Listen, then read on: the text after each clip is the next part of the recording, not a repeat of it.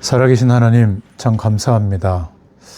우리를 하나님의 자녀 삼으시고 이제 복음의 사람으로, 하나님의 원하시는 인생으로, 하나님께서 성령으로 우리와 함께 하시면서 주인 되시는 인생으로 살아가는 축복의 길에 저희들을 세워주셔서 감사합니다. 주의 말씀에 인도하심을 따라 순종하며 나아갈 때에 하나님께서 이미도 언약해 두셨던 그 축복의 길이 우리 인생의 길이 되도록 하나님께서 역사해 주시고, 하나님의 시간이 되어서 또 다른 사람들을 함께 세워가며 동역자들과 함께 세계복음화 할 수 있는 가장 귀한 하나님의 은혜가 우리에게 임하게 하여 주옵소서. 함께 하실 줄 믿사옵고 예수님의 이름으로 기도드렸습니다. 아멘. 하나님 말씀은 제가 읽어드릴게요. 사도행전 2장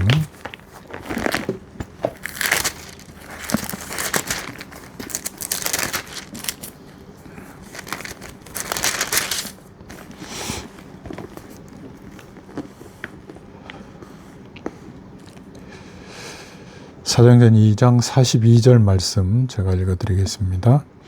그들이 사도의 가르침을 받아 서로 교제하고 떡을 떼며 오로지 기도하기를 힘쓰니라.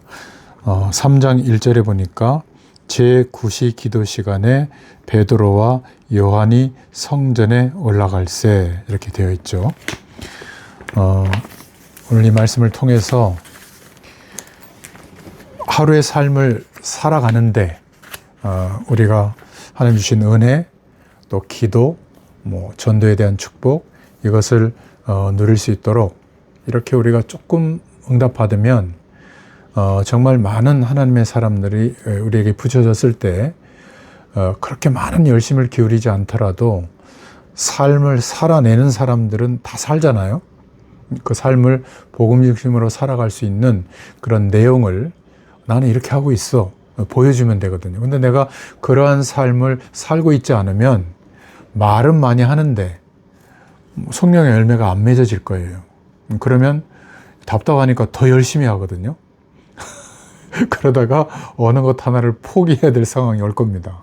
몸이 무너지든지, 가족이 반대를 하든지, 교회가 여기가 아니라서 여기라서 그렇다든지, 아니면 환경과 여건이 내 삶을 좀 일할 수밖에 없는 상황이라서 영적인 걸 포기해야 되는지 그런 상황이 될 거예요. 분명한 것은 하나님이 함께 하시고 인도하시는 삶이라면, 성경의 많은 사람들을 보면 다 대단한 사람들이 아니었어요. 거의 소수 말고는 훨씬 저희보다 못한 사람들이었습니다. 특히 예수님 시대는 거의 빌어먹는다고 해도 과언이 아닐 정도로 초대교회는 부자들이 이렇게 전 재산을 내가지고 초대교회 성도들이 같이 이렇게 있어야만 겨우 먹을 정도였으니까, 그걸 또 빗대가지고 공동생활을 해야 된다는 둥 그렇게 얘기하는데, 성경은 그런 말씀이 아니에요. 그래서 오늘 좀 설교라기보다는 제가 하고 있는 그것을 좀 설명을 해보고, 왜 이것이 중요한가를 이해만 하시면 이제 이것을 여러분들이 참고하셔서 여러분 각자의 라이프 스케줄에 맞춰서, 어떤 분은 좀 한가하기도 하고 어떤 분은 막 일을 해야 되기도 하고, 세영 같은 경우는 더 바쁘겠죠. 민감하게 자기를 늘 유지해야 되니까. 그러나 각자의 입장이 다르더라도 오늘을 사는 거는 똑같기 때문에 오늘의 삶 속에 이런 내용이 계속되면 돼요. 자, 그럼 한번 설명을 해볼게요. 26시간 사는 분이 있습니까? 똑같이 24시간 사죠.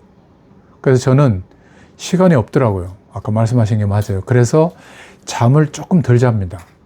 안 그러면 할 수가 없어요. 그래서 조금 일찍 일어나고 약간 늦게 자요. 그러면 잠 못 자는 거 어떻게 해요? 기도합니다. 그리고 낮에 시간이 되면 누구를 만난다거나 어디를 시간을 하면 무조건 자요. 그냥 이렇게 좀 멍하고 있든지, 쉬어야 그 다음 일정을 소화하잖아요. 그러니까 굉장히 이런 부분들이 막 인간관계도 많이 해야 되고 어떤 네트워크 속에 있어야 되고 뭐 관계들을 많이 가져야 특히 산업인들은 많은 것들이 되어질 것 같은데 물론 맞아요. 그런데 하나님 자녀는 그렇게 살면 다 안 됩니다. 그렇다고 뭐 술자리에 맨날 가고 뒤에서 거래하는 거 맨날 할 수는 없잖아요. 또 바르게 살면 안 껴주잖아요. 자, 그러면 뭐 다른 세상에 살 수는 없고 똑같은 세상에 살아야 되는데 하나님이 함께하는 축복을 누리는 삶을 살고 그 응답 속에서 이제 사람들이 궁금해하면 알려줄 수 있어야 될 줄로 믿습니다. 서로는 이쯤 하고. 자, 그러기 위해서는 첫 번째로 제일 중요한 게 교회에 대한 생각, 그리고 목회자에 대한 생각, 말씀에 대한 생각이 정돈이 돼야 돼요. 한마디로 말하면 바뀌어야 돼요. 지금처럼 생각하면 은혜 받을 교회 별로 없고요.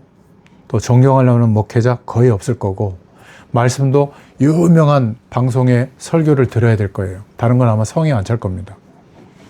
그래서 이미 신앙 배경이 있기 때문에 설명부터 해보자면, 교회는 주인이 누구죠? 하나님. 맞아요? 하나님 맞죠. 맞습니까? 하나님 주인입니까? 솔직히 그냥 일반적으로 볼 때 목사님이 주인이라고 생각을 하죠. 그렇죠. 조금 더 민주적인 교회는 저기 강남에 가면 큰 교회 있거든요. 내가 주인. 그러니까 성도들이 기도하면서 헌금했기 때문에 성도들이 주인이래요. 내가 주인. 그래서 목회자도 성도들이 선택한다는 거예요. 민주적 합의 절차에 따라서. 뭐 그것도 일리가 있습니다. 근데 어느 교회든지 대부분 교회의 주인은 주님이라고 해요. 그러면 교회를 바라보는 시각이 바뀌어야 되거든요. 내가 뭐 고민하다가 내 입장에 맞는 어느 교회를 선택했다고 해봐요. 그러면 나는 뭐 말씀이 좋은 교회, 뭐 사랑이 있는 교회, 뭐 목회자가 존경스러운 교회, 뭐 그럴 수 있잖아요. 하나님 편에서는 입장이 달라요. 이거를 이해하셔야 돼요. 하나님 편에서는 땅끝까지 이 복음이 증거되어지도록 하시기 위해서 교회도 있잖아요. 교회가 존립 자체가 목적은 아니니까. 그래서 교회마다 하나님이 비전을 주신 거예요. 큰 비전이 있고 작은 비전이 있지만 틀린 비전은 없어요. 하나님 다 쓰세요. 그러니까 하나님 앞에는 교회가 커도 하나고 작아도 하나예요. 그걸 공교회라고 하거든요. 공교회는 입장이 하나님 앞에 똑같아요. 작은 교회든 큰 교회든. 그러나 사명의 크기가 좀 크거나 작은 건 있죠. 이거를 먼저 이해하셔야 돼요. 그래서 하나님이 내가 어떤 교회를 선택해서 예배를 드릴 때는 하나님이 그 마음을 주신 거예요. 내 입장에 맞게. 그러나 하나님 편에서는 어떻게 그렇게 우리를 인도하시냐면 교회의 비전이 이렇게 있는데 그 교회의 비전이 이루어져야 모든 교회의 비전이 다 이루어지면 세계복음화 되거든요. 그러니까 내가 섬기고 있는 속한 교회의 비전이 있는 거예요. 하나님이 볼 때. 그 비전을 목회자에게 깨닫게 했든지 사람들에게 깨닫게 했든지 하나님 비전을 주셨어요. 그런데 그 비전이 이루어지려면 성도가 100명이면 100명 몫의 n분의 1로 나누면 내 몫이 있는 거예요. 그 몫이 이루어져야 세계복음화 되는 거예요. 그 교회의 비전이 이루어지는 거거든요. 그러니까 대부분은 그렇게 생각하지 않고 은혜 받을 교회인가 아닌가, 목사님이 좋은 거 아닌가 이것만 신경 쓰는데 성경적 원리는 교회라고 하는 비전이 있으면 반드시 어린아이라고 할지라도 내 몫에 응답이 있는 거예요. 그래서 하나님이 그 교회의 비전이 이루어지도록 성도로 부른 거예요. 그러면 교회를 떠나면 안 되냐? 떠날 수도 있죠. 그때는 그 내가 옮겨져야 될 교회의 비전이 필요하기 때문에 내 몫의 응답이 필요하기 때문에 하나님이 강권적으로 옮기게 하는 거예요. 뭐 시험이 들었든 상처가 들었든 이사를 뭐 가게 했든 뭐 여러 가지 일들이 있어서 옮겨져서 어떤 교회에 갔을 때는 그렇게 이해하는 게 성경적이에요. 아, 이 교회의 비전을 이루시려고 나를 불러주셨구나. 거기에 누가 따라오죠? 가족들도 따라오잖아요. 대부분 뭐 믿지 않더라도. 그러면 우리 가족이 응답받을 내용은 우리 교회 예배를 통해서 하나님 주시는 거예요. 왜? 내 몫에 응답이 와야만 그 응답의 잉여를 가지고 하나님께 영광 돌리면서 함께 할 거 아니에요? 그래서 교회의 축복을 모르는 사람은 신앙이 하나님과 나하고 직통이에요. 은혜는 받는데 시간이 지나면 한계가 와요. 교회의 축복을 모르니까. 하나님은 개인을 통해서도 역사하는데 그 개인들이 두세 사람이 모인 교회를 통해서 비전을 주시고 비전을 성취해 가세요. 그러니까 우리가 파라라는 개념으로, 현장이라는 개념으로 우리가 세계복음화에 대한 꿈도 꿔야 되지만 동시에 함께 교회 속에서 함께 할 수 있는 신앙도 시작이 돼야 되는 거예요. 이게 균형이 잡힌 거예요. 선교단체 속에서 정말 은혜 받는 분들이 있거든요. 이분들이 교회 속에 들어가면 신앙생활 못하고 나와요. 왜냐하면 내 기준에 안 맞아서 그렇거든요. 그러니까 함께 하려면 내 기준이 없어야 돼요. 그럼 내 기준이 없으면 어떻게 살아갑니까? 안 해요. 그게 훨씬 하나님의 뜻에 빨리 갈 수 있어요. 그걸 제가 오늘 설명드리려고 하는 겁니다. 아무튼 교회는 목사님이 주인도 아니고 성도들이 주인도 아니고 주님이 주인이시기 때문에 주님이 교회를 존재하게 하는 이유는 비전을 주셔서 그 비전이 이루어지도록 역사하는 거예요. 시험도 문제도 응답도. 어떤 분은 그러더라고. 내가 열심히 돈 벌어가지고 우리 목사님 고생하시는데 좀 팍팍 사역비도 대드리고 교회 성전도 내가 번듯하게 짓고 그건 자기 교회인 거예요. 주님의 교회는 그렇게 하는 게 아니라 기다리는 거예요. 하나님이 우리 교회 비전이 이루어지도록 성전 건축이 필요하면 뭐부터 해야죠? 성도들이 함께 이유를 붙잡고 기도해서 나는 좀 큰 목소리를 담당하더라도 어떤 분은 작은 목소리 담당해서 함께 정서가 거기에 맞아야 하나님 역사하는 거예요. 그래야 그 교회가 아름다운 하나님의 성전이 되는 거지 아니면 그냥 부동산인 거예요. 그거는. 그래서 뭐 몇 배 올랐니 안 올랐니 목사님 나중에 팔아치고 갈 수도 있거든요. 그런 일이 비일비재해요. 교회는 내 몫의 응답과 사명이 있다. 자, 그러면 두 번째 숙제는 목회자인데 정말 목회자 이 시대에 참 부족한 게 제가 목회자에 많습니다. 저를 부족해서. 근데 결론적으로 목회자는 우체부라고 생각하시면 좋겠어요. 우체부는 편지를 쓰는 사람이 아니에요. 편지를 쓰는 사람이 있고 붙이면 전달하는 사람이잖아요. 편지를 쓰시는 분은 하나님이에요. 그 편지를 잘 받아서 준비하는 게 설교예요. 전달하는 게 설교예요. 그러니까 설교 내용이 중요한 게 아니에요. 하나님이 설교라고 하는 내용에 실어서 내게 편지를 보내고 있다고 생각하시면 돼요. 자, 그런데 우체부가 배가 나오고 머리가 대머리 분들 죄송합니다.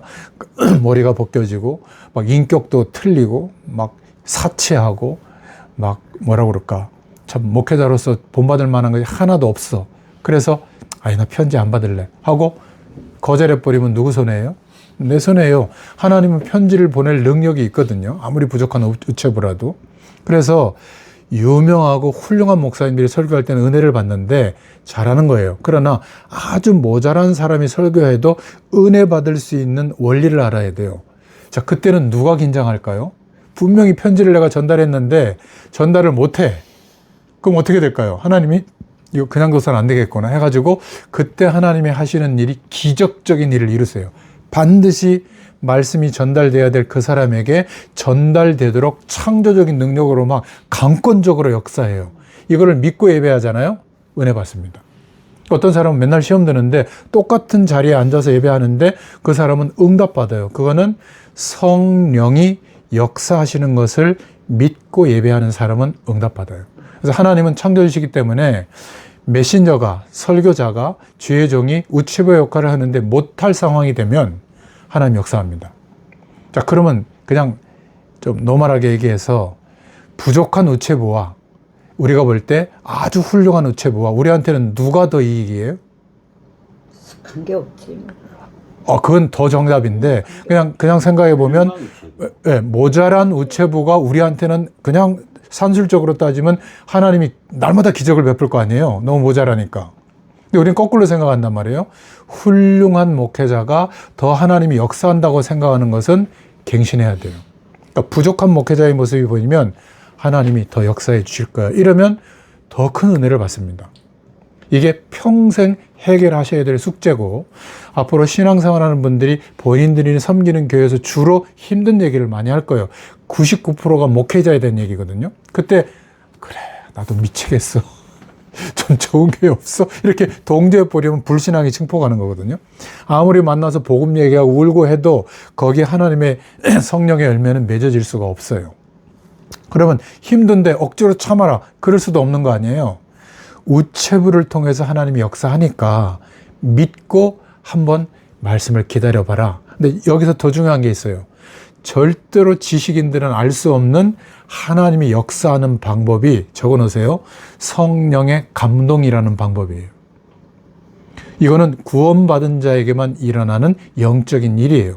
만약에 액면 그대로 설교 내용만 가지고 우리가 은혜를 받는다면 훌륭한 목회자 속에 다 가야 돼요. 그러나 나와 함께 하시는 성령, 목회자 속에 함께 하시는 성령께서 말씀을 듣는 그 시간에, 예배하는 그 시간에 성령께서 역사하는 일이 일어나요. 그래서 예배 때 말씀을 듣는 것보다 기록해 놓고 예배를 끝나고 난 뒤에 묵상하면서, 하나님 오늘 이 말씀을 주셨는데 이 말씀은 나하고 좀 잘 안 맞는 것 같아요. 하지만 이 말씀을 통해서 내게 무엇을 알게 하시려고 이 말씀을 허락하셨죠? 라고 물어봐야 되는 거예요. 생각해 봐야 되는 거예요. 예배당 떠나기 전에.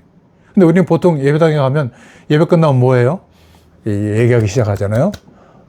또 주보가 틀렸다 안 틀렸다, 목사님 그러다가 막 하여튼 밥까지 먹는 시간도 있고 다 있는데, 말씀을 통해서 하나님이 내게 뭘 원하시는지에 대한 성령의 음성을 딱 붙잡고 나와야 되거든요. 안 그러면 예배당 그 의미가 없는 거예요. 만약에 집에, 교회 있을 때 그렇게 못했다면 집에 와서라도 다른 막 업무보다도 주일날만큼은 그거 붙잡는 시간이 있어야 되는 거예요. 조금이라도. 그러면 성령의 감동하는 일이 일어나기 때문에 하나님이 그건 주관하시는 거예요. 반드시 내게 보낸 편지를 깨닫게 합니다. 근데 이렇게 하진 않아요. 자, 임 목사 받아 적어. 제가 아침에 문장 그렇게 알려주진 않아요. 근데 어떤 단어로, 이렇게 깨닫게 하는 어떤 주제어로, 아니면 고칠 거로, 아니면 도전할 거로, 반성할 거, 이렇게 뭔가 성령께서 그 말씀을 생각하고 질문하는데 성령께서 알게 하시는 생각이에요. 여기서 이제 주의해야 될 거는 말씀 없이 생각할 때가 있거든요. 그건 내 생각이에요. 차이가 그겁니다. 말씀을 두고 하나님께 질문할 때 오게 하시는 생각은 성령께서 감동해 주시는 생각이에요. 이거는 구원받은 자는 다 알 수 있는데 누가 모르느냐? 지식인들이 몰라요. 그러니까 막 설교를 막 깨알같이 적어가지고 얼마나 잘 1대지 2대지 3대 요약을 하는데, 그거는 목사님의 내용을 요약한 거지 하나님이 내게 보내시는 편지는 모르는 거예요. 그거는 성령의 감동이라는 일이 일어나야만 부딪혀 오거든요. 그래서 어떤 때는 메시지를 새벽 예배 설교를 드릴 때나 주일 예배를 드릴 때나 또는 다른 사람의 얘기를 듣는데 같은 감동의 내용이 올 때가 있거든요. 성령이 역사하시는 거예요. 그걸 성령의 감동이라고 하거든요. 그러면 이게 약간 숙달이 되면 다른 표현을 얘기해서 하나님의 음성을 들을 수 있게 되는 거예요. 말씀을 통해서. 성경을 보는데, 오늘 본문은 마태복음인데 나는 성경을 사도행전을 읽고 있어요. 근데 깨닫게 하시는 성령의 감동은 같아요. 놀랍죠? 더 놀라운 거 알려드릴까요? 제가 저희 교회 강단 말씀을 붙잡고 묵상하잖아요. 여기 교회 강단 말씀을 묵상을 붙잡고 기도하잖아요. 믿음으로 만난 사람들이 포럼에 보면 같아요, 내용이. 이게 놀라운 겁니다. 성령께서 하시는 일이거든요. 그러니까 1000명이 예배 드리는데 각자가 붙잡는 하나님의 편지는 다 다른 것이 정상이에요. 왜냐하면 각자의 입장과 신앙의 수준이 다르고 문제와 어려움이 다르잖아요. 근데 어떻게 지금 뭔가 예배가 조금 뭔가 핀트가 빗나갔냐면, 목사님의 설교를 요약해서 붙잡다 보니까 다 같아. 하나님의 말씀이. 그러면 그거는 강인 거예요, 강의. 그래서 힘든 거예요. 어떤 사람은 목사님의 수준과 영적인 수준이 맞아서 은혜 되기도 하지만, 어떤 사람은 초신자도 있고, 어떤 사람은 막 문제 가운데 빠져 있는 사람도 있고, 다 다르거든요. 그런데 성령께서 감동하실 때 하나님의 편지가 붙잡아지는 것은 정확하거든요. 그걸 레마라고 해요. 내 심령 안에 부딪혀 들어오는 말씀. 그 레마의 말씀이 부딪혀 와야 나를 변화시키고 응답되는, 살아 역사하는 말씀이라고 해요. 그래서 우리가 그렇게 말씀을 붙잡고 뭘 하냐면 생각해 보는 거예요. 오늘 있는 일, 어려운 일, 중요한 사명, 이거를 말씀에 비춰서 조금 더 생각해 보는 거를 보고 묵상이라고 해요. 아까 세용이 친구한테 얘기했는데 좀 어렵게 생각하더라고요. 그래서 한 가지만 얘기해 줬거든요. 숨을 좀 천천히 쉬면서 성령 충만을 주세요. 이랬더니, 목사님 그거 한다고 버팅하는 거 이런 게 막 자석에 교정되고 합니까? 이렇게 사실적으로 물어보더라고요. 그거를 말하는 게 아니라 더 강력한 내 멘탈이 지켜지는 하나님의 함께하는 게 맞다면 함께 하라고. 엄마를 생각하면 엄마가 딱 생각나듯이 그거다. 조금만 호흡만 천천히 하고 아침과 잠자리에 들기 전에만 해도 된다. 그렇게 쉽게 설명했는데 이제 여러분들은 어차피 말씀을 들으니까 아직 교회가 정해서 예배를 못 드리면 그냥 영상으로 드린 예배, 그게 내 예배가 되면 되는 거예요. 어쨌든 말씀을 붙잡고 쉽게 질문하시면 돼요. 하나님 오늘 말씀을 통해서 어떤 복음의 가치를 알게 하시려고 말씀을 주셨죠? 기다리는 거예요. 그때 찬양을 좀 들으면서 기다려도 되고 조용히 기다려보면 성령께서 내 심령에 깨닫게 하시는 내용이 있어요. 이거를 붙잡는 좀 도전을 해보셔야 돼요. 어렵잖아요. 알게 하십니다. 모를 때는 넘어가면 돼요. 또 이게 발견될 때까지 제가 처음에 그랬거든요. 아무것도 뭔지 모르겠는 거예요. 그때는 그냥 지나가시면 돼요. 근데 어느 날부터 명확하게 감동을 주세요. 그럼 그걸 이제 잊어버릴까봐 메모해놔야 되잖아요. 그래서 말씀 노트 조그만 거 하나 준비해서 날짜 기록하고 제목, 성경 본문, 그 다음에 깨닫게 하신 주제어나 단어를 써놓고 하루 종일 생각해 보는 거예요. 그게 기도예요. 이 기도는 어렵지 않아요. 하루의 삶을 살고 있으면서 부딪혀오는 일들을 깨닫게 하시는 건 말씀의 방향을 가지고 해석하는 거예요. 지금까지 해석은 뭐죠? 내가 편한 쪽으로, 내가 좀 잘 사는 쪽으로, 산업인들은 돈 많이 버는 쪽, 이렇게 생각했다면 그거는 좀 멈춰두고 다 알고 있으니까 하나님의 깨닫게 한 말씀의 기준을 두고 생각해 보는데 명쾌하지가 않을 거예요. 거의 대부분. 한 70% 정도는 잘 모르겠다일 거예요. 그래서 저는 멈춰 있어요, 그때는. 아무리 급해도 좀 기다립니다. 명확해질 때까지. 근데 어떤 때는 명확하게 믿음 안에서 확정을 해줄 때가 있거든요. 그럼 저는 그게 이익이 되든 안 되든 예, 알겠습니다 하고 실천해요. 제 스케줄이 많이 있는데 일본 확정을 주시니까 예, 알겠습니다. 가겠습니다. 쉽게 제가 오케이 한 게 그 사인을 제가 받은 거예요. 근데 그때도 아침에 말씀의 방향을 가지고 해석해보고 어떤 때는 아무리 좋은 기회가 와도 뭔가 명확하지 않아요. 그때는 저는 약간 미루고 기다리거든요. 되게 답답했어요. 사람들은 대부분 빨리 막 결정하고 뭔가 추진해야 되고 이래야 되는데 하나님께 물어본다? 그렇다고 명쾌하게 무슨 음성으로 막 알려주는 것도 아닌데 그게 기도예요. 하나님과 물어보고 기다려보고 마음의 확정, 어떤 때는 사람을 통해서 확 알려주시기도 하고요. 아, 맞구나. 그럼 저는 이제 뒤도 안 돌아보고 순종하고 실패하더라도 이게 이제 말씀을 따라가는 내용이에요. 그러니까 묵상이라고 하는 것은 생각을 복잡하게 하는 게 아니라 말씀을 묵상할 때, 생각해 볼 때 하나님이 깨닫게 하시는 그 내용을 적어 놓고 내 일상생활을 늘 거기에 비춰서 생각해 보는 겁니다. 자녀를 생각할 때, 여러 가지 일을 생각할 때, 여기에는 어려운 문제도 있겠죠. 어려운 문제도 비춰보는 거예요. 그러면 전에는 내 기준으로 해석을 하기 때문에 이게 하나님의 뜻에 맞나 틀리나, 그러니까 목사님한테 물어보고 뭐 왔다 갔다 했는데 그럴 필요가 없어지는 거예요. 요거를 아침에 보통 내가 오늘 누구를 만나는데 9시부터 일과 시간이 시작되려면 적어도 7시에 일어나서 뭐 식사 준비를 하고 씻고 준비해야 된다 그러면 30분만 더 일찍 시계 맞춰놓고 일어나면 돼요.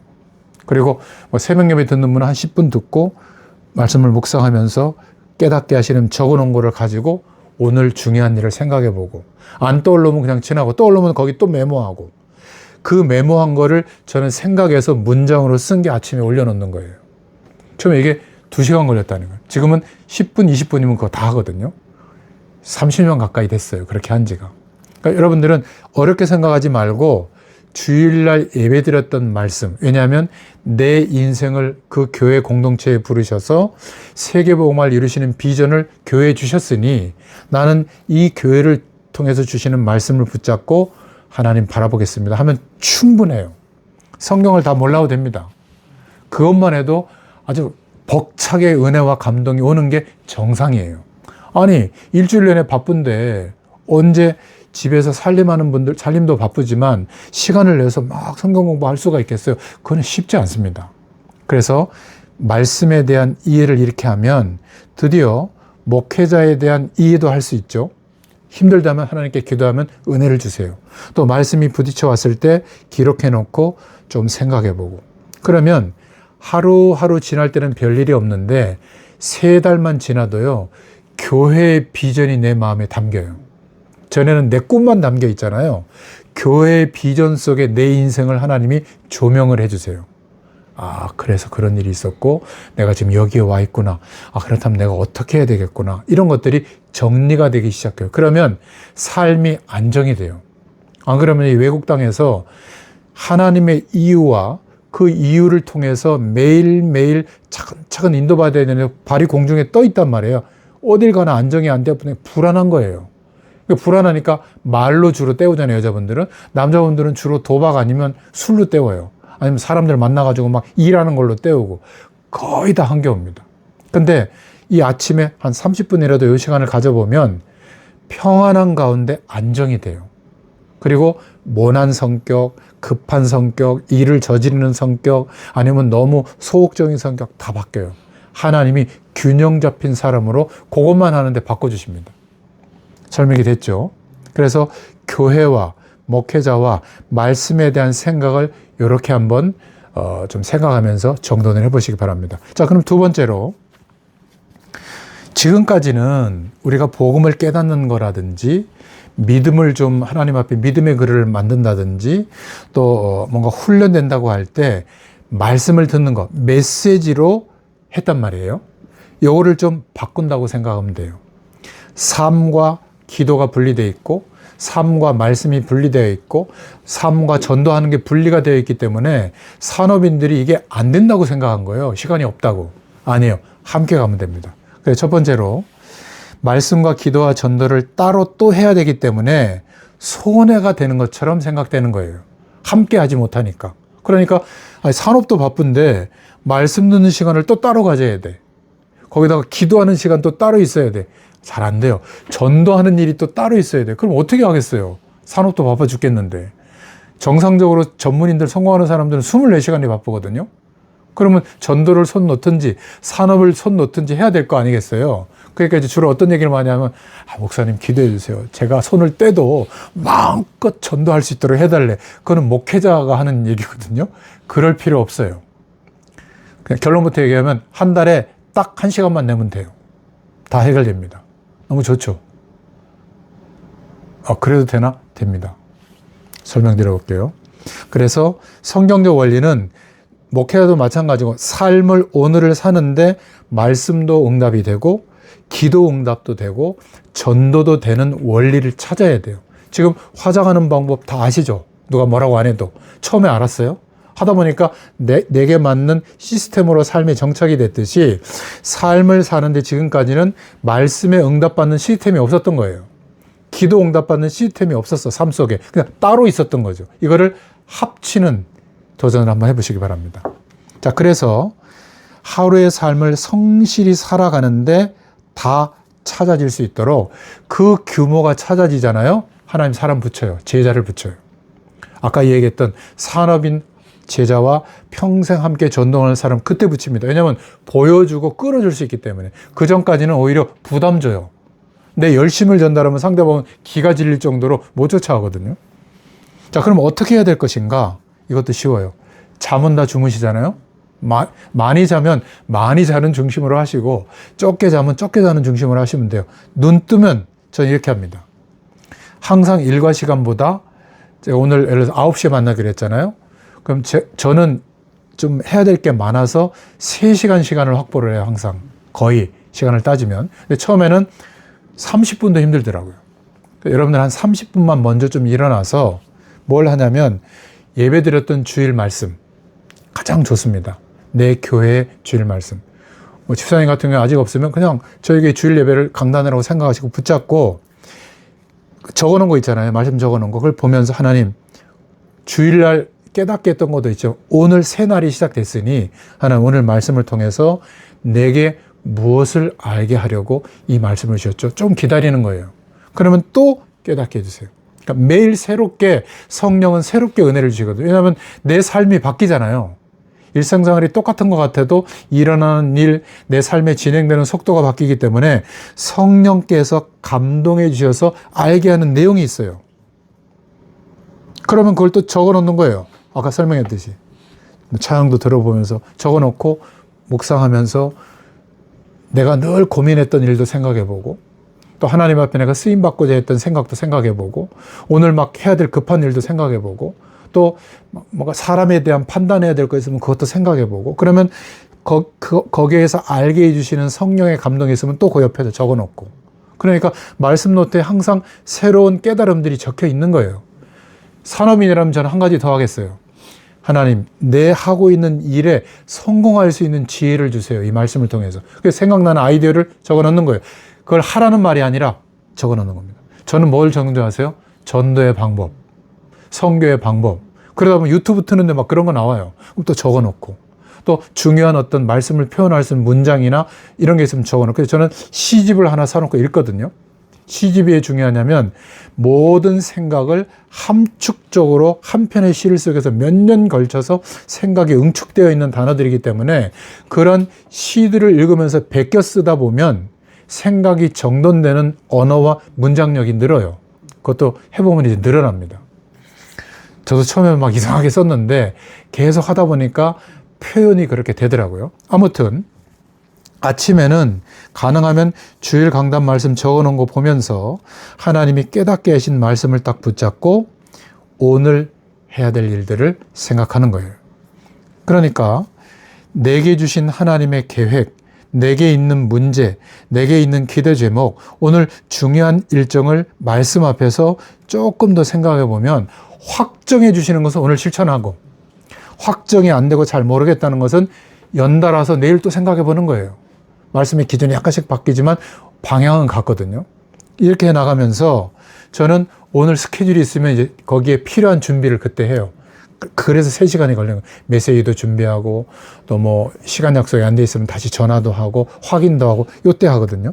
그리고 말씀과 은혜 속에서 내가 하는 일에 대해서 공부할 게 있으면 많이 하지도 않고 요때 잠깐 해요. 유튜브 찾아서 뭐 썸네일 하는 방법 찾아서 그때도 해보고, 제가 세상을 너무 모르니까 네이버 뉴스 그 앞에 있는 거 헤드라인만 쭉 보기도 하고, 그리고 제가 관심 있는 분야를 조금 더 뉴스거리를 찾아서 보는 거, 이거를 제가 매일 하거든요. 30년 동안 매일 한다면 어떻게 되겠어요? 하루에 한 가지씩만 새로운 발견을 하나님이 하게 하더라도 1년이면 365가지, 10년이면 3650가지인가? 남들보다 앞서지 않을 수가 없는 거예요. 매일 하니까. 처음엔 차이가 안 나요. 산업인들이 이 시간이 없으면 항상 뒤떨어집니다. 세상 사람에게. 특별히 공부할 것 없이 이 시간에 하시면 돼요. 그러면 처음에는 30분의 시간이 있지만 너무 좋고 은혜가 되니까 조금씩 늘어날 거예요. 그럼 조금 일찍 일어나야죠. 시키지 않아도 하게 될 거예요. 그리고 씻고 준비하는 거예요. 제가 이게 아침 시간입니다. 씻고 준비하고 남들과 똑같이 이제 하루를 시작하면 애들이 눈 뜨고 집사람도 눈 뜨니까 제가 어떤 영적 생활을 하는지를 몰라요. 여러분 저하고 지내서도 모를 거예요. 왜냐하면 제가 조용히 마루로 나가거나 해서 이 시간 가질 거거든요. 정 안 되면 차 속에 가서라도 해요. 그래서 어디를 가거나 할 때 이 시간을 만약에 아침 시간이 안 되면 밤 시간에 저는 갔거든요. 찾아서 제 나름대로. 처음에는 너무 많이 하지 말고 간단하게 계속 해보세요. 그게 아침 시간. 낮 시간은 나중에 말씀드릴게요. 밤 시간. 밤 시간은 더 간단하게 하루를 다 마무리하고 잠자리에 들기 전에 돌이켜보는 거예요. 요때 말씀 노트를 딱 펴놓고 오늘 있었던 일을 너무 자세하게 말고 큰 일들만 생각해보는 거예요. 어제 같은 경우는 저는 이진 유사님 그 생각을 해봤거든요. 야, 참 한 사람의 인생을 그렇게 하나님이 준비해가지고 하필이면 이때 그리고 그 시간에 하나님이 하셨을까? 아무것도 아닌데 제게는 굉장히 뭔가 벅찬 게 있더라고요. 그런 것도 이제 메모해 놓고. 그러면 아침에 깨닫게 하셨던 그 말씀에 비춰서 생각해 보니까 이게 작은 일이 아닌 거예요. 그래서 오전에 그 얘기를 제가 과감하게 할 수 있었던 거예요. 그런 분 중에 한 분이 아닐까? 그렇다면 그것보다 더 중요한 거는 이 삶으로 복음 중심으로 살아가는 이 규모가 조금 전달이 되고 보여져서 함께 할 수 있다면 시작되거든요. 이건 누구나 할 수 있어요. 교회 오래 안 다녀도 됩니다. 내가 하고 있는 걸 보여줬을 때 궁금해할 때 보여주면 돼요. 궁금해하지도 않는데 나 이렇게 하니까 앉아봐. 말씀 노트 가져와. 적어. 이러면요. 좀 어떻게 된 거 아니야? 이렇게 될 겁니다. 그러니까 기다리면 돼요. 내가 하고 있는 것이 몰라야 돼. 모를수록 좋아요. 근데 비밀이잖아요, 저는. 어떤 문제와 사건 속에 있어도 이 응답의 시간이 있기 때문에 나는 괜찮거든요. 괜찮은 정도가 아니라 하나님이 제 삶을 통해서 역사하는 게 나타난단 말이에요. 근데 신기한 거는 저희 집사람과 애들도 여기 와서 보지만 아빠가 언제 기도하는 것도 아닌데 갑자기 보니까 어제도 보니까 말씀 전하지 막 영접하지 이러니까 도대체 언제 하네요. 궁금하면 내가 알려줄게. 기다려봐. 아직 내가 보니까 너 좀 은혜 더 받아. 내가 하는 거 알려줄게. 그때 보여주는 거예요. 그러면 따라하기 시작하면 제자가 되는 겁니다. 메시지가 아니에요. 삶으로 실천하고 있는 내용, 하나님 이렇게 나와 함께하는 것을 내가 가지고 있기 때문에 설명하는 건 쉽습니다.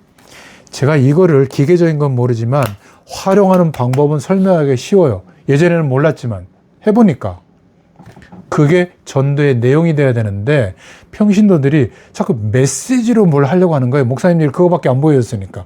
메시지만 했으니까. 삶을 어떻게 복음으로 살아내는지를 규모를 보여주고 함께 하도록 도우면 그 사람들이 흔들리지 않는 제자로 계속 가거든요. 그런 사람들이 모여야 되는 거예요. 현장에서. 그게 말씀 운동의 현장이 돼야 됩니다. 그러니까 메시지를 많이 나누는 이유는 혹시 그런 가능성이 있을까라고 말씀을 던져보는 거지 말씀으로 변화되지는 않아요. 삶이 바뀌어야 되는 겁니다. 근데 이 삶도 바뀌라고 하는 게 아니라 바뀌고 싶어서 바뀌고 싶잖아요. 얼마나 힘들어요. 막 코피 터질 정도로 막 말씀 듣고 일하고 또 성격이 일을 포기하지 않고 다 해내실 거 아니에요. 그럼 뭐 과부하가 걸릴 수밖에요. 이렇게 하면 뭐 시간이 없으면 안 들으셔도 돼요. 주일 예배 하나만 해도 충분한 겁니다. 이어서 밤에는 오늘 있었던 작고 큰 일을 잠깐 생각해 보는데 알겠는 거예요. 하나님이 왜 그런 일이 있게 하셨는지. 왜 내가 실수를 안 해야 되는데 그런 실수를 해서 몇 년 뒤돌아가는 그런 어려움이 왔는지. 그 일이 없었다면 큰일 날 뻔했구나. 어떤 작은 사건인데 큰 사건인데 하나님의 계획이 발견되는 거예요. 처음에 몰랐어요. 메모만 해놨는데 몇 년 지나서 알게 되는 경우도 있어요. 제가 공익재단이라는 단어거든요. 그게 선교 현장에 가서 너무 안타까워서 어느 날 끄적거리다가 성령께서 깨닫게 하신 거를 정돈할 단어가 없었는데 유튜브 트는데 그게 나오더라고요. 몰몬교가 하고 있더라고요. 그래가지고 아니 이럴 수가 하고 적어놓은 게 쓰는 단어를 모르니까 공익재단으로 적어놨는데 이미 그 법들이 각 나라마다 다 있더라고요. 그런 거예요. 옛날에. 어느 날 제가 어차피 말씀을 이렇게 전하잖아요. 제가 오늘은 성경책도 안 갖고 와서 그냥 말씀 전할 생각도 없이 온천 갈 생각만 하고 왔는데 이럴 줄 알았으면 성경책도 다 갖고 메시지도 준비해 갖고 올 텐데 저는 항상 교재를 준비하는 이유가 어느 날 이렇게 안 했거든요. 아니 어차피 너는 목회자인데 교재를 좀 준비해서 평신도들이 그걸 근거로 말씀을 들을 수 있도록 좀 설명본하고 교재본을 준비해서 내보내줘라라고 한 20몇 년 전에 하나님이 깨닫게 해주신 거예요. 그래서 그때 아멘하고 실천을 했거든요. 이렇게 요약해서 전하는 게 쉽지 이거를 다 독수리 타법으로 교재를 만들어서 내보내고 올리고 하는 게 시간이 굉장히 많이 가요. 근데 그게 제가 할 수 있는 유일한 전도 방법이라는 걸 알게 해주셔서 그거 하거든요. 근데 여러분 나름대로 깨닫게 하시는 어떤 작은 하나님의 음성인데 그게 이렇게 큰 반향을 일으킬 줄 몰랐어요. 코로나 때 못 모이지 말고 이런 매체가 있으니 영상으로 찍어서 올리고 함께 전 세계 어디서나 들을 수 있도록 할 수 있지 않느냐라고 처음부터 깨닫게 해주신 게 아니에요. 해보니까 이거 굉장히 중요하네. 알고 보니 하나님 시대를 이렇게 다 바꿔놓은 거예요. 나도 모르게 5년 지속했는데 이제는 흉내낼 수 없는 유일한 현장에서 말씀을 지속하고 있는 게 유일하게 계속 올라오는 창고가 여기밖에 없어요. 주일날 예배하는 건 다 영상으로 올라오는데 현장에서 말씀 운동하는 지속하는 거는 없어요. 야, 이게 유일한 응답이구나. 그런 걸 또 알게 됐죠. 밤에. 그러니까 작은 메모들이 쌓여 있는 것을 한 달이 지나면서 한번 넘겨보세요. 굉장히 산업하는 분들은 큰 아이디어가 거기 있을 거예요. 먼 데서 찾지 말고. 자, 그러면 아침 시간 길게 하지 말고 짧게 하셔야 지속할 수 있습니다. 또 막 몇 시간씩 하지 말고 아침에 잠자리에 들기 전에 활용하셔서 하시고. 그럼 낮 시간은 어떻게 하느냐? 어제 이진 집사님 얘기 들으면서도 깨달은 게 있는데 내가 죄가 많아서 좀 깨끗한 사람이 돼가지고 또 하나님의 말씀대로 못 살고 또 욱하면 어떻게 하느냐 걱정하는데 대부분 걱정이 그거예요. 사명자들이 내가 말씀대로 살려면 산업도 성공해야 되고 사람들에게 본이 돼야 되고 자녀들 앞에서 최선을 다해야 되고 못해요. 빨리 못한다고 인정하셔야 돼요. 바뀌어야 돼요. 예전에는 어떻게 하려고 막 윤리적으로 도덕적으로 막 열심히 최선을 다하려고 하다 보니까 너무 무거운 짐인 거예요. 또 반대로 안 해도 된다고 그러니까 또 막 살아. 에이 뭐 하나님 다 이해하시겠지. 그렇지 않아요. 원래는 성실하게 최선을 다해서 살아내야 되는데 안 되기 때문에 새로운 일과 시간에 옷을 입어야 되는 게 뭐냐면 어떻게 하는 것이 복음에 유익할까 이렇게 생각하시면 돼요. 내가 이걸 마시는 게 복음에 유익하면 마셔야죠. 술이라도. 그러나 아무리 잠깐 생각해봐도 하나님께서 별로 복음에 유익하지 않다 싶으면 뭐하라고 마셔요. 하나님이 함께 하시는데. 그리고 믿지 않는 사람들이 볼 때 덕이 안 되면 안 마셔야죠. 근데 좋은 자리에 가서 와인을 마시거나 뭐 건배하는데 저 예수 믿으니까 물 갖다 주세요. 그게 믿음 좋은 게 아니에요. 그때는 건배하고 한 잔 정도 하고 이래도 되는 거예요. 그렇지 않습니까? 또 다 뭔가 이렇게 약간 좀 최선을 다하는 방법이 아니라 좀 게을르게 하는데 나만 막 열심히 할 필요 없어. 좀 맞춰서 조금만 부지런할 정도로만 해야지 예수 믿는 난 본이 돼야지 이러면 또 왕따 당합니다. 그냥 맞춰주면 돼요. 괜찮습니다. 중요한 거는 기준이 복음에 유익할까 하는 거예요. 아무리 내게 유익하지 않다면 안 하는 거예요. 이게 하나님께 영광이 될까 하는 거예요. 하나님께 영광이 안 된다 안 하는 거예요. 이게 어렵습니다. 특히 산업인들은 돈 되면 하고 돈 안 되면 안 하잖아요. 기준을 이렇게 한번 바꿔보세요. 그게 일과 시간. 저는 목회자지만 말씀을 아무 데나 가서 전하지는 않거든요. 이게 복음에 유익하다 그러면 새벽에도 가요.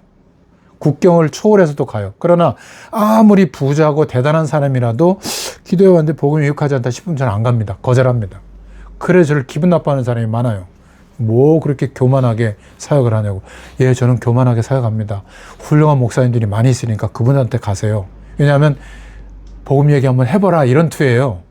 제가 왜 거기 가서 그런 얘기를 합니까? 그렇죠? 이 복음이 얼마나 소중한데 갈급한 심령들이 얼마나 많은데 그러나 겉보기에는 무너져 있는 사람 아무도 안 찾아가는 사람 깔려 있거든요. 거기에 가야지. 전 그렇게 생각하거든요. 똑같아요. 일도 그런 각도로 윤리적으로 하지 마시고 막 너무 착한 마음으로 하지 마시고 어떤 때는 강력하게 해야 될 때는 강력하게 해야 되는 거예요. 일은 일답게. 그렇죠? 가능하면 식당에서는 식당답게 교회 비슷하게 하지 말고 오셨네. 네, 아무튼 자, 이해됐죠? 낮 시간? 그러면 보세요. 아침에 눈을 떴어요. 벌써 잠자리에 들기 전에 내일 아침에 30분 일찍 일어나려면 시계 맞춰놓고 자겠죠? 시작이 되는 겁니다. 그럼 건강은 어떻게 해야 될까요? 기도하는 겁니다. 건강 달라고. 그리고 좀 몸이 약하면 보양식도 드시고 운동도 좀 아침 시간이나 밤 시간에 조금 늦고 저희는 이게 지속이 안 됐는데 하나님이 은혜를 주시기 때문에 운동도 지속이 돼요. 또 게으른 사람도 삶이 조금 지나면 교정이 됩니다. 그러니까 나는 아침에 눈 떠서 삶을 사는 내용들이 이렇게 규모로 잡히다 보니까 그냥 아침에 눈 떠서 사는 거예요. 근데 이게 말씀도 기도도 전도도 되는 겁니다. 자, 설명이 됐으리라고 보고 세 번째로 하루의 삶 속에 말씀과 기도와 전도가 함께 가야 되는데 제가 지금 설명하느라고 길게 설명했지 해보면 간단하게 하시면 돼요. 강단의 말씀을 중심으로 아침과 밤 시간을 확보를 하면 낮의 일과 시간은 당연히 내 마음이 복음을 위해서 하나님의 영광을 위해서 살려고 마음이 먹어지거든요. 안 먹어지면 또 안 먹어진 대로 그냥 사시고 회개하시면 되고 어쨌든 사라지는 만큼 응답받게 되어 있습니다. 자, 이러면 예전에는 좋은 메시지, 훌륭한 메시지를 통해서 믿음이 세워진다고 생각했는데 조금 고민하면서 삶을 성실하게 살아내는데 열매가 맺어지는 거예요. 메시지는 좀 부족하고 기도도 좀 부족한 것 같은데 내가 전도 행위도 많이 못한 것 같은데 열매가 맺어지는 거예요. 하나님 자꾸 문을 여시는 거예요. 이런 것들을 보게 될 겁니다. 그러니까 메시지로 은혜 받는 것을 이제는 계속해서 누구든지 성격이나 인격이나 수준과 상관없이 나를 하나님이 마음껏 쓰일 수 있는 균형 잡힌 사람으로 바꿔주시는 거예요. 이게 응답이에요. 돈 많이 버는 것도 응답이지만. 그러면 내가 이 삶의 규모를 갖고 있잖아요. 그 규모가 필요한 사람을 붙여주기 위해서 엉키는 거예요. 그 사람과. 안 좋은 감정으로 얽히기도 하고 좋은 감정으로 자꾸 내 마음에 부딪혀 들어오는 거죠. 그때는 이 사람에 대한 하나님 계획이 있나 보다 하고 복음을 얘기해 보면 받거나 안 받으면 또 기다리고 기도하고, 이게 전도예요. 그러다 보니까 오늘 사도행전 3장 1장에 봤지만 전에는 그냥 안진뱅이였던 거예요. 아까 그 성도님이 얘기한 그 여자분이 될까 안 될까, 그냥 안진뱅이에요.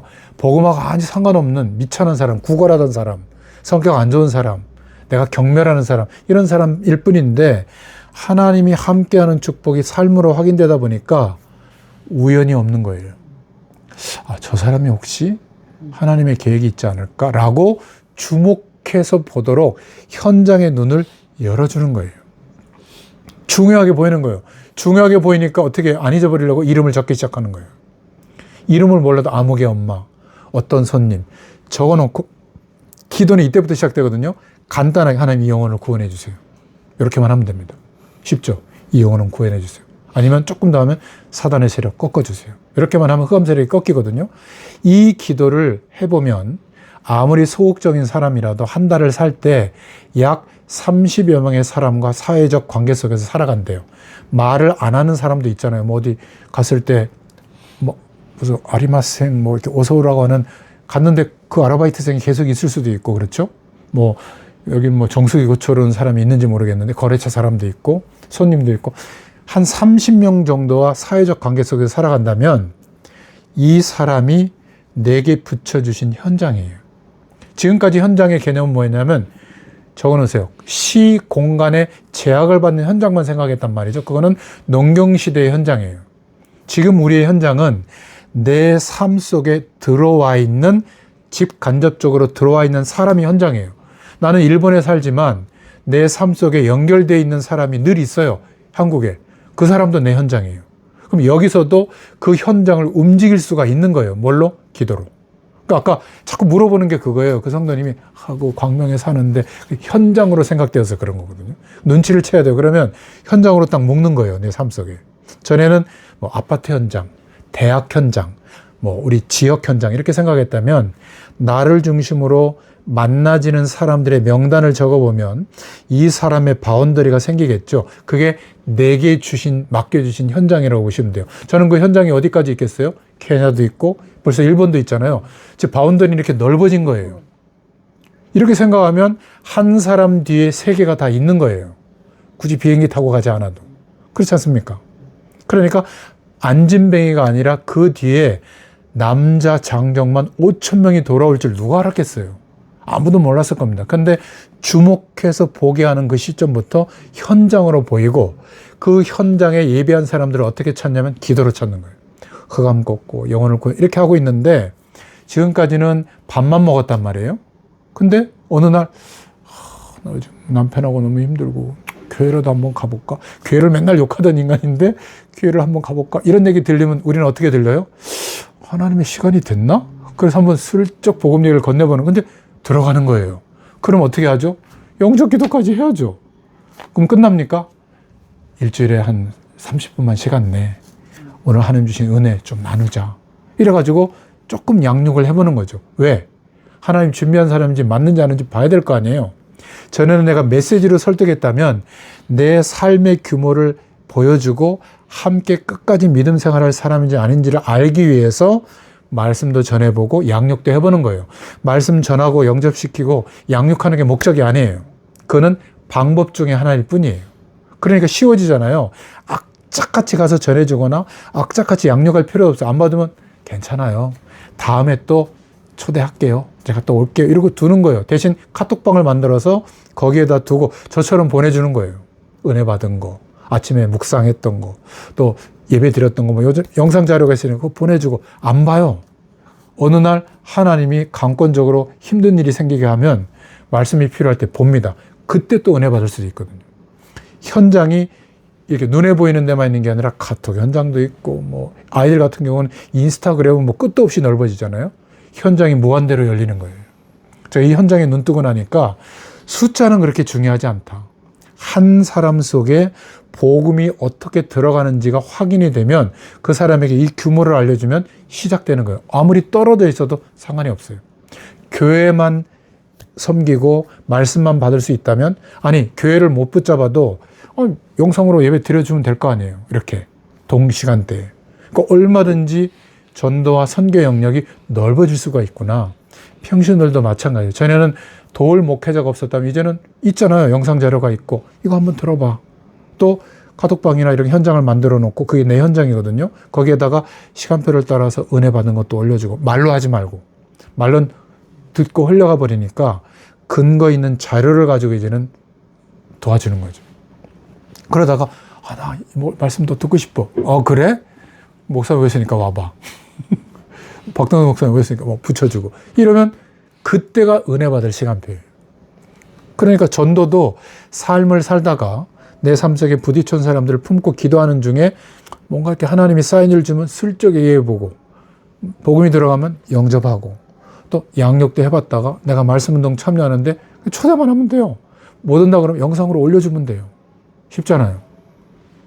이거를 안 할 것 같으면 어떻게 전도운동을 하겠습니까? 근데 이게 기쁘니까 되는 거예요. 바빠도. 그 다음부터는 쉬워집니다.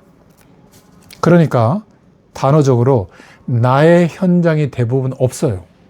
우리 노보영 집사님만 해도 막 은혜가 있는데 분산돼 있는 거예요. 그러니까 바쁘기만 바빴지 추려지지가 않는 거예요. 그런데 명단을 딱 적어놓고 해보면, 한 달만 해보면 이번 달에 복음 받을 사람의 하나님이 딱 문 열어줘요. 그럼 그 사람을 아무 때나 전하지 말고, 나는 매월 마지막 주, 오늘이 무슨 요일이죠? 수요일 날 3시에 밥 먹는 그 시간을 마련해 놓고 그 언니분 집에 초대해야지. 그 나의 전도의 날을 1시간만 딱 확보해 놓는 거예요. 그래서 일주일 전쯤에 알려주는 거예요.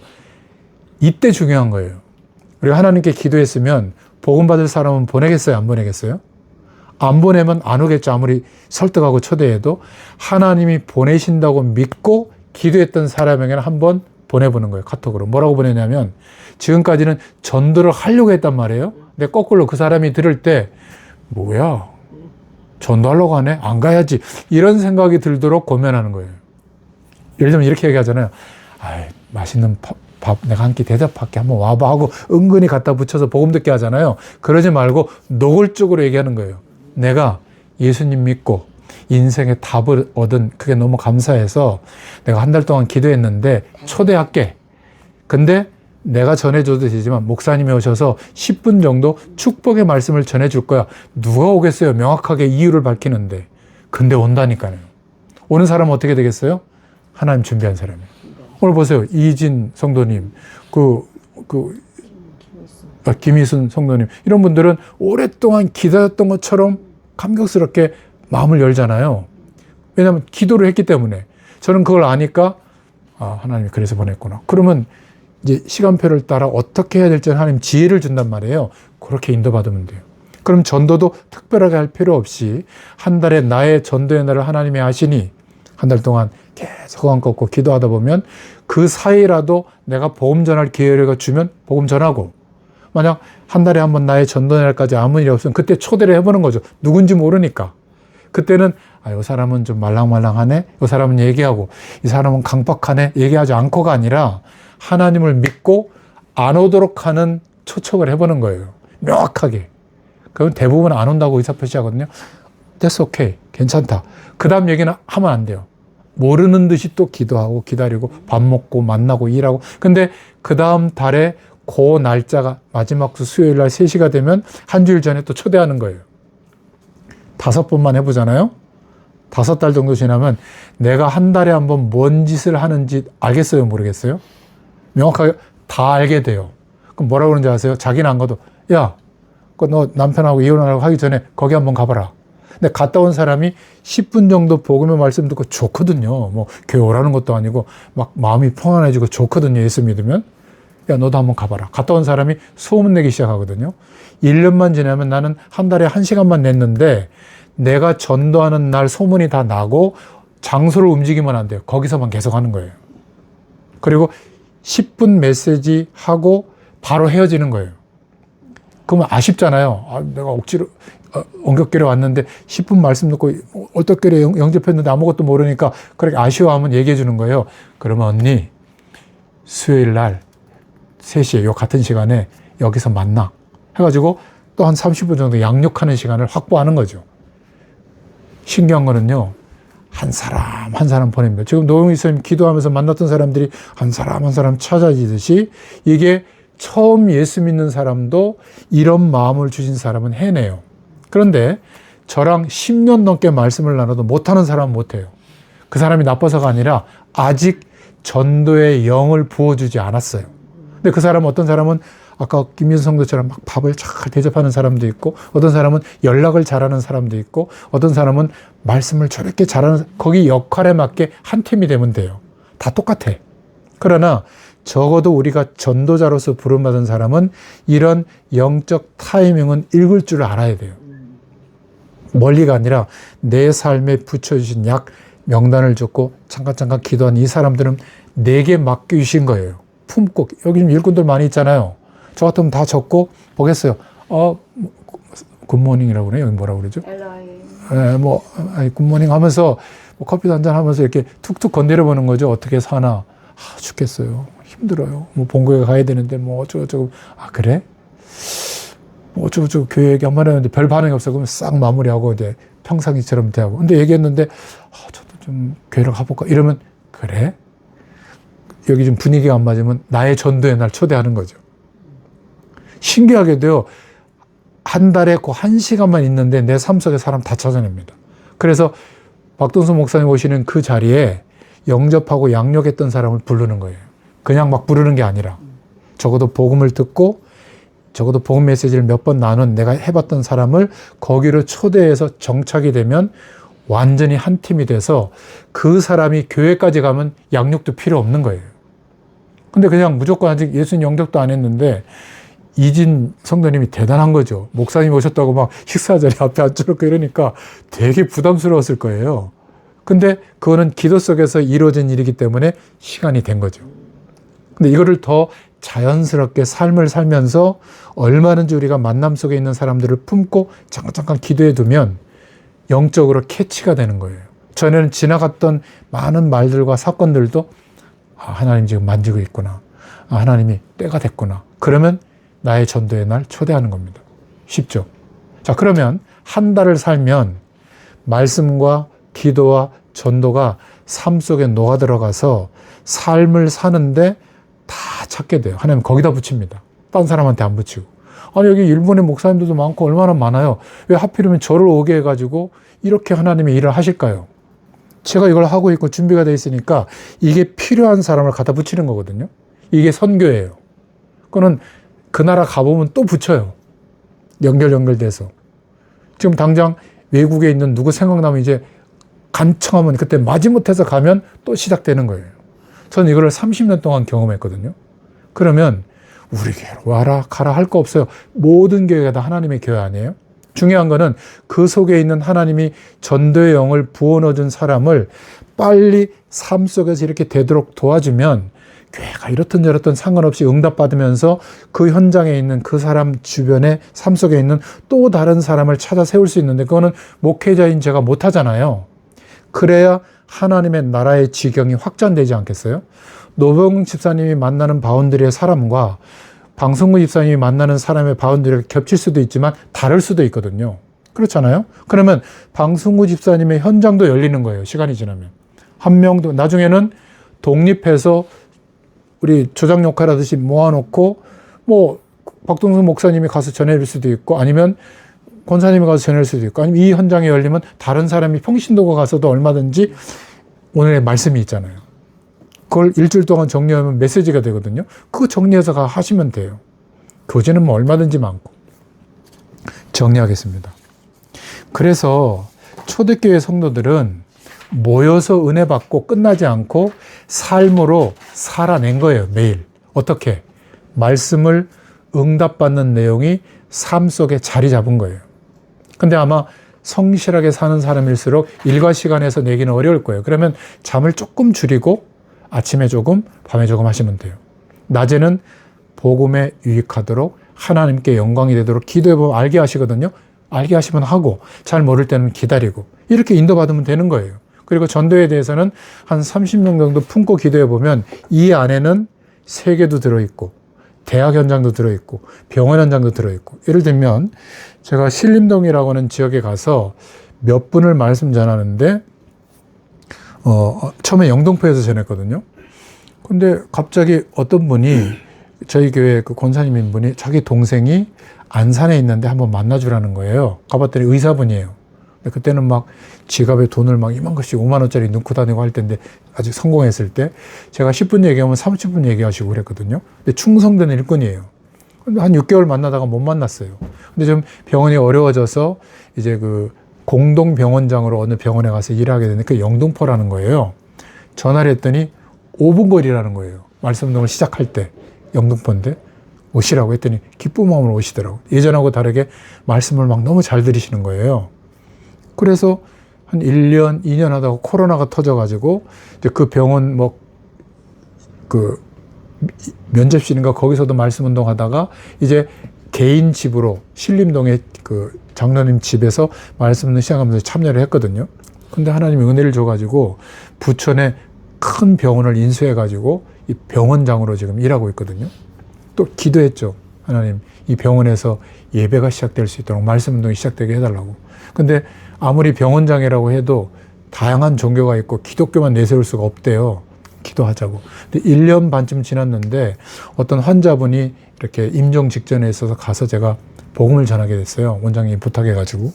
근데 환자들 중에 여러 명이 같이 예배도 되냐 해가지고 환자 그 주변에 와서 예배를 드리면서 막 눈물 흘리면서 영접 기도를 하고 막 너무 좋아하는 거예요. 자기들이 회의해가지고 병원에다 건의한 거예요. 우리 지금 예배 드려주면 안 되냐고.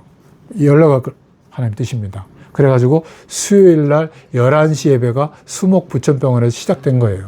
그러니까 환자들이 원하니까 병원장은 따를 수밖에 없잖아요.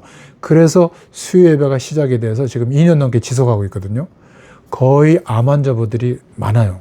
막 3차, 5차, 6차 막 그 암 치료받는 분들인데, 그분들이 얼마나 절실하게 예배 드리는지, 그리고 영접하는 분들도 많고, 벌써 대여섯 분은 오늘 영접 기도하면 다음에 가보면 또 하나님 불러가시고 이런 분도 있고요. 그러니까 그 말씀 운동 현장에 한 분이 세워져 가면서 병원의 문을 여시니까 병원 현장이 열리고, 또 한쪽에서는 또 다른 문이 열리고, 이렇게 한 곳인데 이게 작은 현장이 아닌 거예요. 왜냐하면 각 사람의 삶의 현장을 가지고 모이기 때문에. 근데 이런 거 없이 모이면 그냥 강의 듣고 끝나는 거예요. 뭐 구역 예배 한번 하고, 뭐 그 교회 가서 예배 드리는데 또 예배 한번 드리고 마는 거예요. 아무리 전도 얘기해도 나의 현장이 결정이 안 돼 있는데, 내 삶의 규모가 말씀, 기도, 전도의 축복을 누릴 수 있는 게 아니라 동떨어져 있는데, 그러면 예배 드리는 시간만 많아지는 거지 삶과 같이 안 가니까 힘든 거예요. 그런데 삶과 같이 갈 수 있는 답을 자꾸 찾기 시작하면 쉬워져요. 시간이 늘어나도 그 안에서 수용이 되고, 어떤 때는 내가 삶이 좀 충실해지려면 좀 줄여야 될 때도 있거든요. 줄여도 돼요. 예배를 줄여도 되고 훈련을 줄여도 되고, 그렇게 조절이 되는 겁니다. 그러면 어떨까요? 하나님이 은혜를 주시는데 지금은 감격 정도지만 매주 하나님의 응답을 확인해서 말해줄 내용이 쌓이는 거예요. 지금 만나면 서로 포럼하잖아요.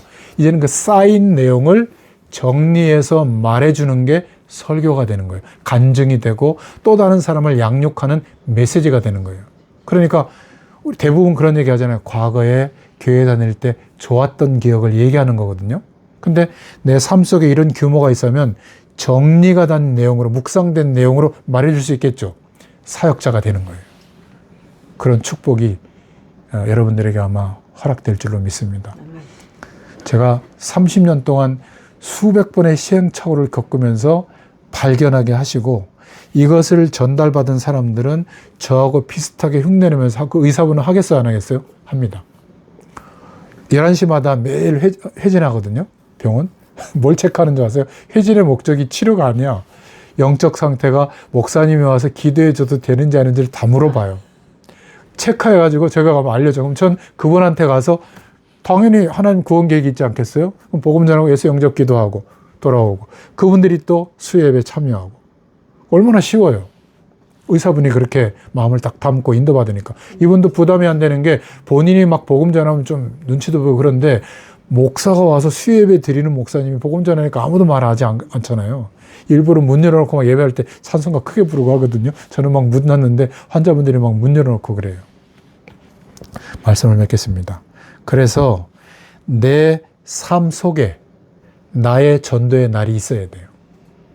이게 너무 자주 돌아오면 부담이 되니까 한 달에 한 번, 처음에는 이게 부담되면 분기에 한 번 하셔도 돼요.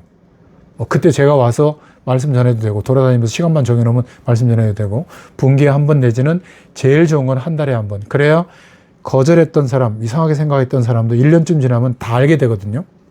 본인도 찾아와요, 반대했다가. 아직도 하니? 예, 마지막 주 수요일 날 아직도 그 장소에 해요. 옵니다. 그러면 이제 전도하러 안 다녀도 그날 그 시간에 찾아와요. 몇 년 지나면. 자, 그 다음에 나의 현장이 결정돼 있어야 전도의 일이 일어나요. 근데 대부분 무작위로 막 전도하다 보니까 전도 행위는 많이 하는데 열매로 딱 담겨질 수 있는 내용이 없는 거죠. 나의 현장으로 명단이 적어져서 그 기도만 하는 거예요. 나머지 기도는 안 해도 돼요. 하나님 때를 따라 다 역사합니다. 자녀, 물질, 건강 축복하세요. 그리고 말씀, 기도, 전도가 삶 속에 딱 녹아 들어갈 수 있는 나만의 스케줄을 딱 찾으시면 세수하는 시간이 있듯이 그게 다 응답될 줄로 믿습니다. 제가 지금 말씀을 잘 설명했는지 모르겠는데 이 규모가 필요한 사람이 하나님이 있을 거 아니에요. 그때부터 붙여요. 전에는 막 갈급한 사람이라고 보고 충성된 사람이라고 보고 목사님들은 막 돈 되는 사람이라고 보거든요. 저는 그런 시각이 없고 이 규모가 필요한가? 처음엔 모르니까 복음을 전해봐요. 제가 메시지 올려드리는 것도 그것 때문이에요. 그리고 반응을 보거든요. 대부분 올려드리면 몇 년이 지나도록 아무 반응이 없어요. 매주 매일 올리는데. 근데 어떤 분은 막 적극적으로 막 목사님 감사해요. 너무 은혜가 돼요. 여리고 뭐 어쩌고 뭐 우리 교인들도 말씀 안 붙였는데 막 붙잡고 막 얘기를 하고 그래요. 이분들이 혹시 그런 준비가 된 분이 아닐까? 저는 메시지를 준비 안 해갖고 오잖아요. 시간표를 따라 하나님 원하시는 대로 말씀 인도 받으려고. 이분들에게 얘기를 꼭 해야 되겠구나. 그래서 기도하는 중에 광고를 드린 거예요. 제가 마지막 날 가기 전에 이 말씀을 꼭 드리겠다. 이건 메시지라기보다는 제가 살고 있는 내용이에요. 목회자가 이렇게 살아가니까 제가 메시지를 많이 준비하고 많은 일을 하는 것 같아도 이 속에서 하거든요. 어떤 때는 못할 때는 막 쉬기도 어제 어떤 일이 있었냐면 화요일 날 저녁에 7시에 신림동 현장 예배를 올리니까 다 각자 유튜브에 들어와서 예약 방송 걸어놨으니까 들으세요. 광고까지 그 저장해 해놨더라고. 제가 10시 반에 집에 들어가서 보니까 안 올려놓은 거예요. 그래가지고 죄송합니다 하고 나중에 제가 올려놨거든요. 그러니까 아멘 이러고 또 올라왔더라고요. 그래도 돼요. 실수해도 이해해줘요. 그러니까 이거는 뭐 정답도 없고요. 여러분들이 이제 찾아서 나의 규모로 정착이 되면 그 규모가 필요한 사람을 붙여줄 겁니다. 비슷한 사람을. 그러니까 쉽죠. 만나면 이제 이런 얘기를 하는 거예요. 지금까지는 막 받은 은혜, 서글펐던 감정, 그래도 하나님 나를 치유하시고 이런 얘기를 하면 이제는 내 삶 속에서 삶을 사는데 어떤 말씀과 어떤 기도 응답과 어떤 현장에 내 삶의 현장에 사람들을 하나님이 만져가시는지 이런 포럼들이 되기 시작할 거예요. 그러면 그거는 이전 포럼하고 또 다른 거예요. 이거 녹음하잖아요. 사도행전이 되는 겁니다. 사도행전이 그래서 기록된 거예요. 하나님이 하시는 일들을 보면. 그래서 막 사진 찍어 놓은 거 있잖아요. 막 역사가 될 겁니다. 다른 질문이 없으면 기도하고 또 대화를 나누겠습니다. 기도하겠습니다. 하나님 너무 감사합니다. 하나님께서 우리 인생을 10년, 20년, 30년 전에 구별해 주셔서 하나님의 언약 백성으로 살아가도록 인도하신 줄 믿습니다. 우리는 낭비된 시간이라고 생각하고 또 어려움과 문제로만 생각되어졌던 우리의 모든 지나온 인생의 여정이 하나님의 인도하심이었고 계획이었음을 믿음으로 고백합니다. 오늘 부족하지만 또 하나님이 보여주시고 깨닫게 해주셨던 삶의 내용들을 잠시 나눴습니다. 우리 귀한 집사님들을 위해 하나님께서 은혜를 베풀어 주셔서 어느 곳에 있어도 하나님께서 사용하시는 하나님의 일꾼으로 우리의 삶을 살아내도록 축복하시고 성령의 도우심과 능력으로 역사하여 주시옵소서.